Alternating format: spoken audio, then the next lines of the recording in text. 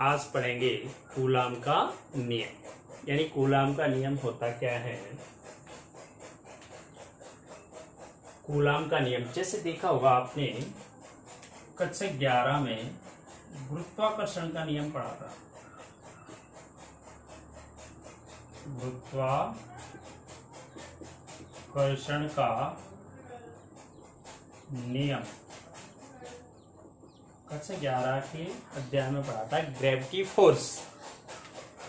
गुरुत्वाकर्षण का नियम क्या था। इस होते थे दो द्रव्यमान के पिंड, एक m1 और एक m2। यानी दो पिंड होते हैं द्रव्यमान के, उनके बीच की दूरी r। तो उसमें डेफिनेशन क्या पढ़ाई थी, क्या बताया था, किन्हीं दो द्रव्यमानों के बीच लगने वाला बल उनके परिमाणों के गुणनफल के अनुक्रमानुपाती होता है। यानी m1 F अनुक्रमानुपाती m1 m2। यानी उनका द्रव्यमान है, पहले पिंड का द्रव्यमान m1 मान लिया, दूसरी का क्या मान लिया, m2। यानी लगने वाला बल क्या होता है, यानी F अनुक्रमानुपाती m1 और m2। फिर तथा उनके बीच की दूरी यानी दोनों पिंडों के बीच की दूरी क्या है, r।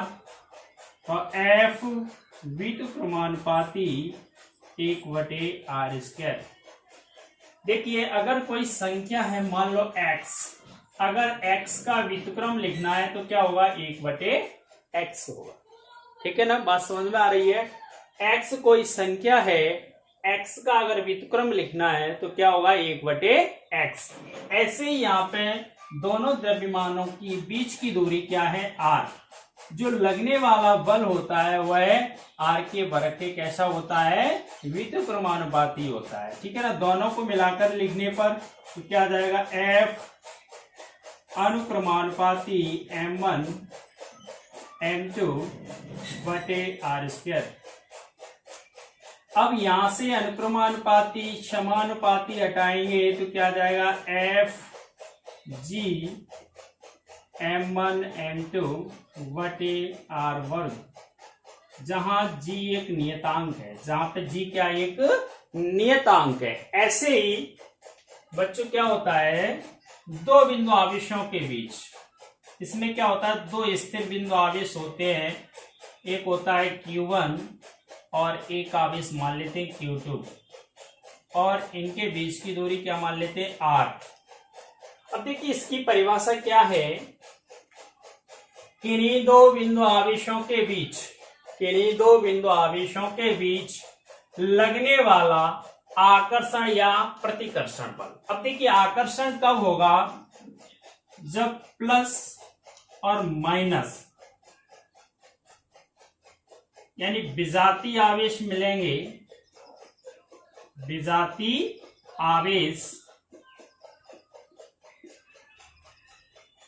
विजातीय आवेश मिलते हैं तब क्या होता है, आकर्षण।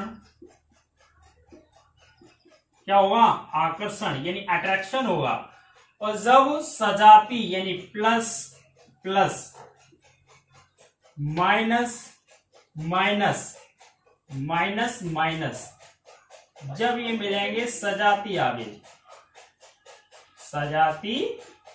आवेश तो क्या होगा, तब प्रतिकर्षण होगा।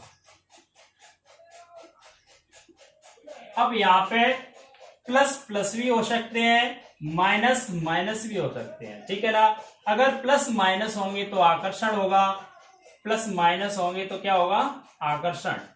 ठीक है, विजातीय आवेश मिलेंगे तो आकर्षण होगा, सजातीय आवेश मिलेंगे तो प्रतिकर्षण होगा। अब देखिए यहाँ पे आकर्षण और प्रतिकर्षण समझ गए ना, आकर्षण कब होता है और प्रतिकर्षण कब होता है। ठीक है, समझ में आ रहा है ना।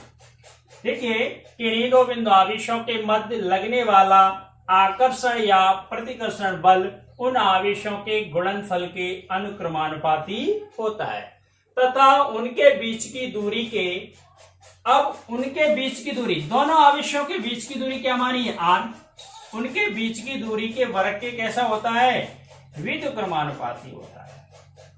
यह बल उन आवेशों को मिलाने वाली रेखा के अनुदिश कार्य करता है। यह बल उन आवेशों को जो रेखा मिलाती है, दोनों आवेशों को जो रेखा मिलाती है उसी के मध्य में कार्य करता है, अनुदिश कार्य करता है। अब समझ लो, मान लिया दोनों आवेशों के बीच लगने वाला बल क्या है, F, और दोनों आवेश क्या माने, एक आवेश माना है Q1 और एक आवेश है Q2, और उनके बीच की दूरी क्या है, R।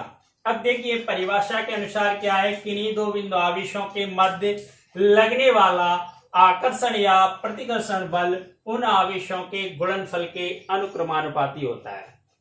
यानी लगने वाला जो बल है वह कैसा होता है, गुणनफल के, उन आवेशों के गुणनफल के अनुक्रमानुपाती होता है। यानी F अनुक्रमानुपाती Q1 इंटू Q2। फिर देखिए तथा उनके बीच की दूरी के वर्ग के व्युत्क्रमानुपाती होता है।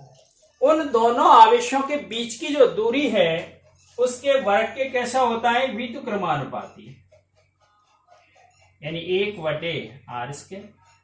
अब क्या करेंगे, दोनों को मिलाकर लिखने पर, दोनों को मिलाकर लिखने पर तो F अनुक्रमानुपाती Q1 इंटू Q2 बटे r² या r वर्ग, ठीक है, एक ही चीज है। अब जैसे ही यहां से अनुक्रमानुपाती हो या समानुपाती हो या व्युत्क्रमानुपाती हो, साइन हटाएंगे तो क्या आ जाता है, एक कांस्टेंट आ जाता है। क्या आ जाएगा, एक कांस्टेंट, यानी F equal to K Q1 into Q2 और बटे r वर्ग। इसको इक्वेशन 1 मान लेंगे, यानी समीकरण 1 मान लेते हैं, ठीक है। अब देखिए इसके बाद जो K है, जहां पे लिख देंगे जहां K एक नियतांक है, जहां K क्या है, एक नियतांक, जहां पे K एक नियतांक है जिसका मान मापन की पद्धति और माध्यम पर निर्भर करता है। जिस आई पद्धति में, एसआई पद्धति में क्या होता है बच्चों, वायु या निर्वात के लिए, वैक्यूम और एयर, वायु या निर्वात के लिए K equal to 1/4πε0। K equal to क्या होता है, 1/4πε0 या 1/4πε0, या होता है 9 गुणा 10⁻⁹। मात्रा क्या होता है, न्यूटन इंटू मीटर स्क्वायर प्रति कूलम स्क्वायर, ठीक है। वायु या निर्वात के लिए ये वैल्यू होती है K इक्वल टू 1/4πε0 या 9 गुणा 10⁻⁹ न्यूटन इंटू मीटर स्क्वायर प्रति कूलम स्क्वायर, ठीक है। अब देखिए समीकरण 1 से ध्यान देना, समीकरण 1 ये रहा, यहाँ पे K का मान रखेंगे, K का मान पुट कर देंगे, तो F इक्वल टू क्या जाएगा, 1/4πε0 Q1 इंटू Q2 बटे r²। और बल की इकाई क्या होती है, न्यूटन, बल की इकाई क्या होती है बेटा, न्यूटन होती है, ठीक है ना। या इसको लिखेंगे, या कैसे लिख देंगे, या F equal to 9 into 9 10⁻⁹ Q1 into Q2 और बटे r²। मात्र क्या होता है, न्यूटन, बल की इकाई क्या है, न्यूटन है, ठीक है। समझ में आ रहा है। एक बात ध्यान रखना, जब भी कोई क्वेश्चन पढ़ते हैं अगर समझ में नहीं आता है तो आप रिपीट कर लेना, ठीक है, पीछे जाके रिपीट करके देख लेना क्या बताया था सर ने, ठीक है। और चैनल को सब्सक्राइब कर लें अगर चैनल सब्सक्राइब नहीं किया है, और बेल आइकन दबा दें। ठीक है। अब देखिए कौन सी पद्धति में जाएंगे, सीजीएस पद्धति में। सीजीएस पद्धति में, सीजीएस पद्धति में। सीजीएस पद्धति में क्या होता है, वायु या निर्वात के लिए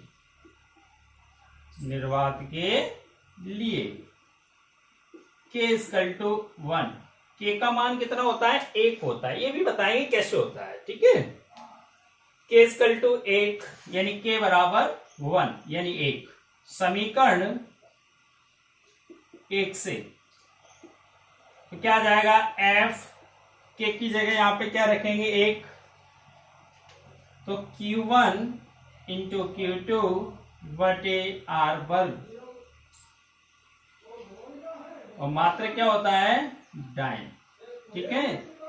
ये कूलाम का नियम है, काय का नियम है। एक बात और छूट गई यहां पे, देखिए ये आप जानते हैं क्या होती है, ε0।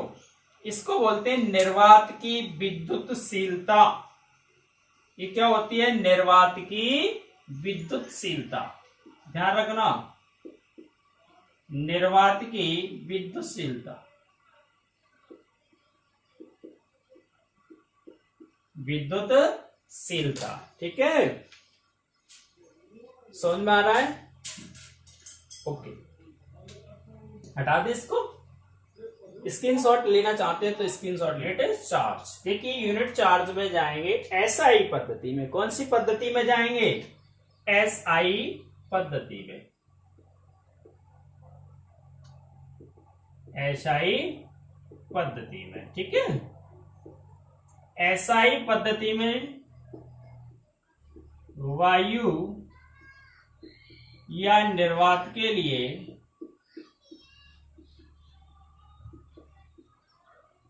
K = पता ही है, 9 × 10⁹ न्यूटन × मीटर वर्ग प्रति कूलाम स्क्वायर, कूलाम वर्ग। ठीक है। अब देखिए एक सूत्र सिद्ध किया था, सूत्र से F = K Q1 × Q2 बटे R², सूत्र से। अब देखिए जो F होता है, F का भी मान क्या होता है, 9 × 10⁹ न्यूटन। ठीक है। Q1 = Q2 बराबर क्या होता है, Q मान लेते हैं, और R बराबर 1 मीटर की दूरी, 1 मीटर। ठीक है। अब यहां पे वैल्यू रखते हैं, तो 9 × 10⁹ 9 = 9 × 10⁹ 9। ठीक है, 9 × 10⁹ 9। यहां पे वैल्यू रखो F का मान, K का मान ये रहा, इंटू Q की जगह Q1 और Q2 की जगह क्या रखेंगे, Q, और बटे में क्या आएगा, 1। ठीक है। अब देखिए इससे ये संख्या कैंसिल हो जाएगी, खत्म हो जाएगी। ठीक है ना, समझ में आ रहा है। या इसका इसमें भाग दे देंगे तो कितनी बार जाएगा, 1 बार। तो यहाँ पे क्या बचेगा, 1, और Q का वर्ग हो जाएगा तो क्या आ जाएगा, Q वर्ग = 1, यानी Q वर्ग बराबर 1। अब क्या करेंगे, वर्गमूल लेंगे। वर्गमूल लेने पर तो Q बराबर ±1, Q बराबर क्या आ जाएगा, ±1।